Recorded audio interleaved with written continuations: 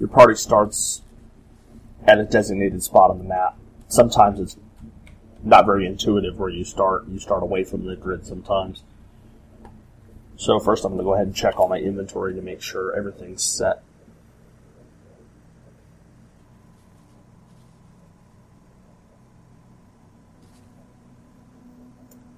Let's see.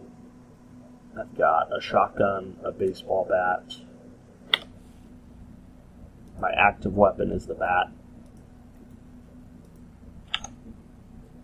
Max has his axe. Renee has a knife and a screwdriver. I could give her the gun, but I don't think I'm going to need it yet. And Anita has a sledgehammer and a bat. Remember, I mentioned before that each character in your shelter has their own perks, and some of them are special. So Anita, for example, has the hammer perk, which gives her a higher critical chance. So that's a weapon you might consider using on her.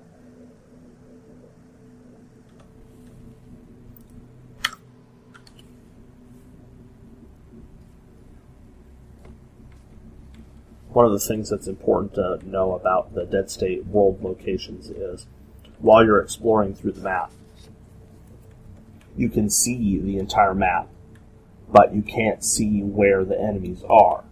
So if there's a zombie lurking behind this truck, you can't see it until you cross the plane of the truck, and then you can see it. So it's easy to get caught by surprise by enemies in that case. And it's also easy to lazily walk through the map and all of a sudden get caught in a situation you can't get out of.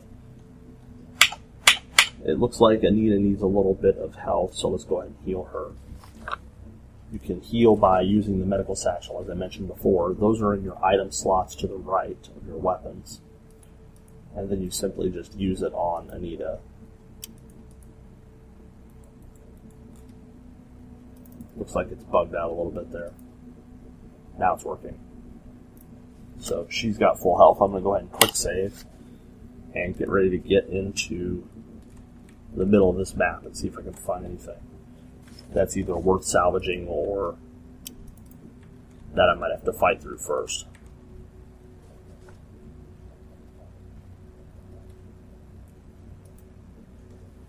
Not seeing too much yet. There's a building here and another one to the right. Some gas and some items in this bag. There he is. Lookout found us. So the first thing you should know about combat is there is an initiative roll, which determines the order of turns. That's determined by your perception and agility stat. So the higher the perception, the higher in the turn order you go. Agility is the tiebreaker, so if the two characters have the same perception, agility will break the tie.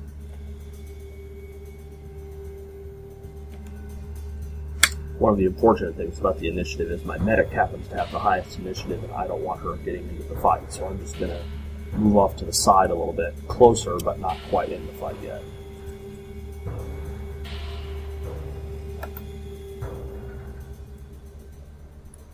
Now it's my turn. This is my player character. One of the things that's important to know about Dead State combat is it's based on a grid. So you can move to the left one action point and then move up here for one action point. Or I could switch spaces by right-clicking on one of my own characters and wait till I get to the two hands icon. That switches spaces. In outdoors like this, this is not as important. But inside a building where you can only get through a 2-square space, it could be very important to switch spaces. And if you don't know how this works, then you can end up getting stuck and some of your characters killed. So I'm going to go ahead and move up. I don't think I can get close enough to hit him, but I could switch to my gun. This guy looks like he has a submachine gun, so I don't particularly want him shooting at me. I'm going to go ahead and switch to this. When you switch between weapons, it can potentially cost action points. So the baseball bat was a two-handed melee weapon, and the shotgun is a two-handed ranged weapon. Switching between two-handed weapons costs 2 action points. 40% chance to hit him from here. I'm going to move up 1 space because the cost is only 4. So now it's 70%. Range in Dead State is not very intuitive, so it just takes some getting used to. Got him. Pretty good damage too, 46. So if you look at my medic, for example, she has 90 health. So that would be potentially half her health wiped out in 1 shot. Now Max is up. His costs 6 action points. So I can get here and take a swing at him. Might be able to kill him. There's also different types of attacks, so I can target his arms, use the hack. I'm not exactly sure what that does. Or hamstring. I think these are all tied to various status effects, but they don't seem to either be all implemented yet or not very consistent in their effect. So I'm just going to go with the basic attack since it does the most damage. So another 43 points of damage. Now I'm going to move up and get out of the way and just finish my points. There's no point saving in Dead State.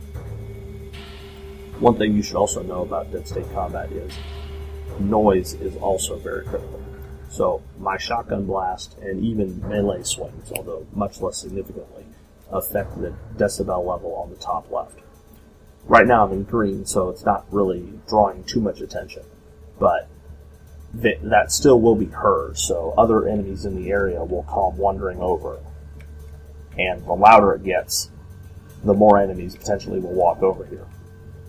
If you get all the way up to 200, you'll end up with a whole bunch of zombies over back at the exit grid, waiting for you to leave. So if you're barely waddling out of here with, 20 health on most of your characters, and you're about ready to run into some zombies, you're going to have a whole bunch of issues getting back out of here, even if you successfully beat everything else in the encounter. So one of the problems with this situation is my active weapon is the sledgehammer that takes 7 AP for a basic swing. So if I move into range, I can't hit him. But I can set active on my bat and take a swing. Now he's finished off. But here comes his buddy running over. So now we're back in combat yet again. This time I'm going to go ahead and use my medic. As I mentioned before, there's different attack types. The basic attack has a passive chance for bleeding damage. I believe Slash is a much higher chance of bleeding, so let's go ahead and see if it works. And it did. He is now bleeding out and will lose health over time as long as combat is going.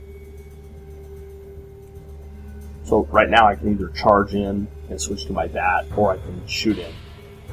I think I'm going to shoot him just because he looks like he has a pretty nasty shotgun and he's right up next to my characters.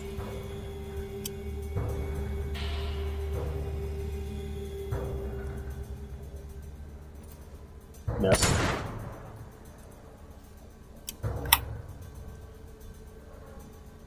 And turn a space bar, by the way. Another thing that's important to note is that Anita, I had the baseball bat and the hammer on. Those are blunt weapons. Blunt weapons don't do as much damage against armored targets or against human targets in general, but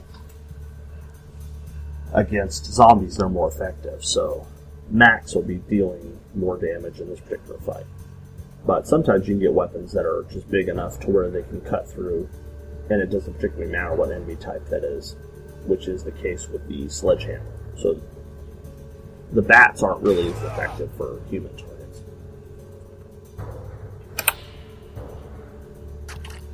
This is a situation where this other guy's not dead yet, so he's still taking up a square, so I can either finish him off or walk around him. In this case, I'm better off walking around him. Now he's done for. And here come more of them. This is one of the other current problems with combat is, instead of the combat persisting, I took a big hit there. Anita got hit for 57. That was a good chunk of her health. I might have to heal her up. And that's actually what I'm going to do. But back to what I was saying about the combat starting. After I killed these guys, you notice the combat ended, and this guy came running.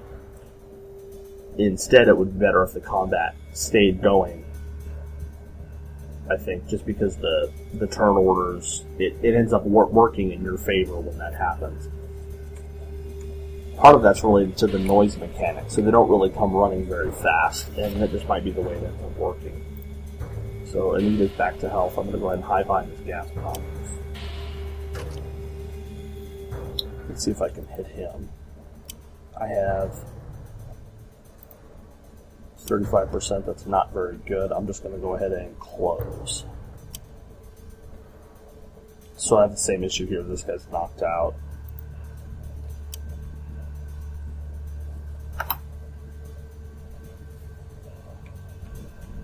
More friends heading over. Currently at 63 decibels. So they're pretty well aware of where I'm at now.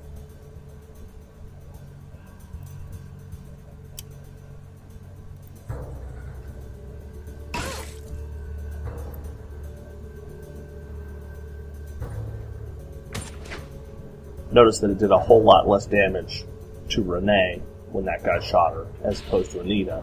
Renee has this bulletproof vest, and it is a huge damage reduction. Another thing that's important to know is the item slots not only determine what you can use, but how you can reload. So if I want to switch to a gun here, I can add my shotgun to a weapon slot. If I burn off these 2 shots, I have to reload from the item slot. So if it's not in the item slot, I have to go into inventory, add it to the item slot, and then reload. Now the problem with that is, accessing your inventory costs action points. I'm really not a fan of this either, because in a game with tactical turn-based combat, you would think that it would be better for your players to be able to survey all your options without restrictions on that.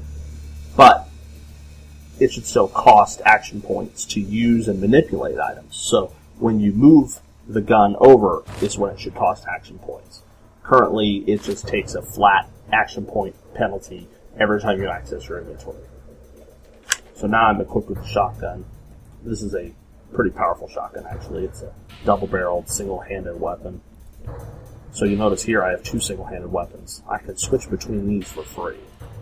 So that's a way you can plan out what types of weapons your characters are going to have. There's still not really much I can do right now, so I'm just going to hang out here. This guy's trouble. I'm just going to have to get rid of him. Shotguns are pretty powerful. Loaded 6 action points. Move up a little bit. This guy coming has a knife, so he shouldn't be too much of a problem.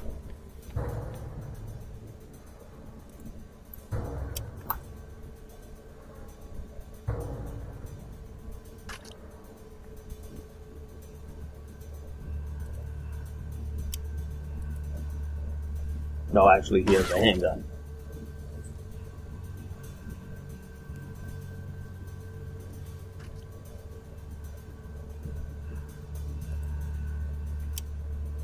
Go ahead and get rid of this guy who's knocked out. Yes.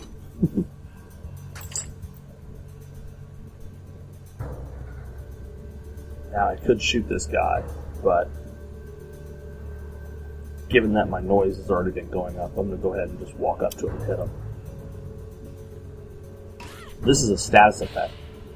That was a passive chance on the baseball bat, which is Dizzy, which lowers his accuracy substantially.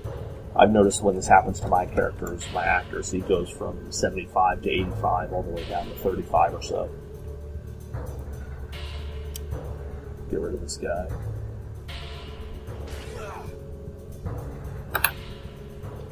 Now most of these guys are dead. Didn't take too much damage, had to heal once. Oh, look, more. But you see what I mean about that. It would be a much more challenging combat if those guys got here faster. Let's see if I can use my medic here. 60 to 80 damage, which is much more than most of the weapons, but it blows both shells at once. down and out. Now I'm out of ammo.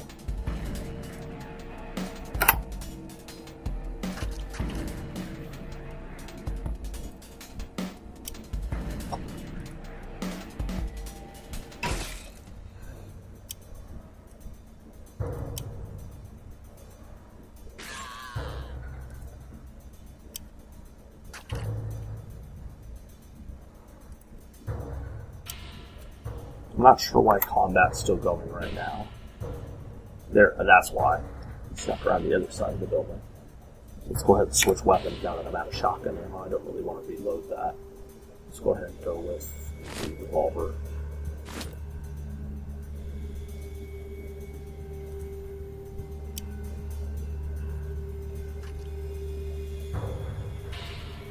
This guy has a hammer, so it should be just a problem.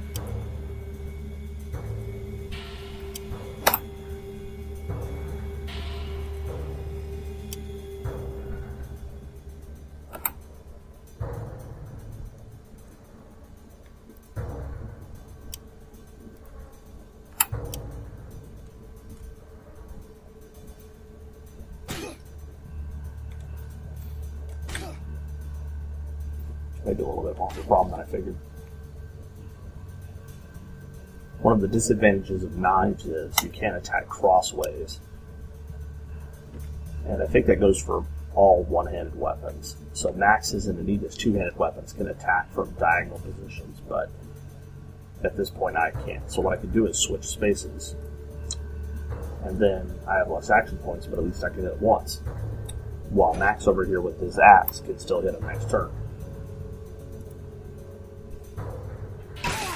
I could use this push attack for 5 action points, then it would move him away. No point in that.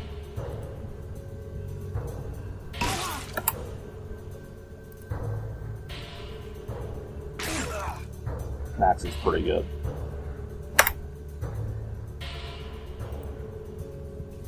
Get another handgun guy up to the north.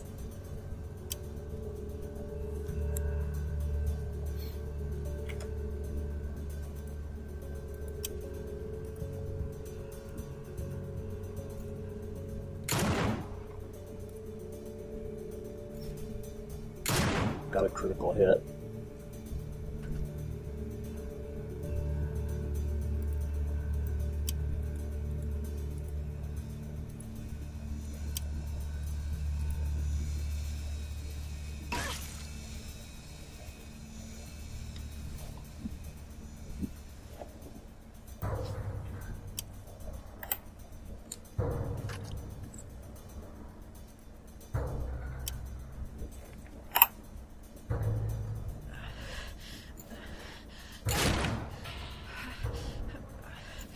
And Anita's knocked out. So I'm going to have to revive her right now. And she'll bleed out until 0, and then she'll be permanently dead. But with the revive here, she gets back up. She gets a penalty after that, though, the X mark, which is a wounded penalty, and I believe it affects her total action points.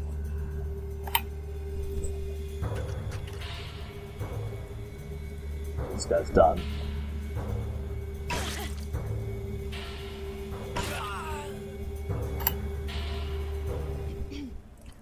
Go ahead and heal her up again. Now she's back to full. Looks like it affected her maximum health, too.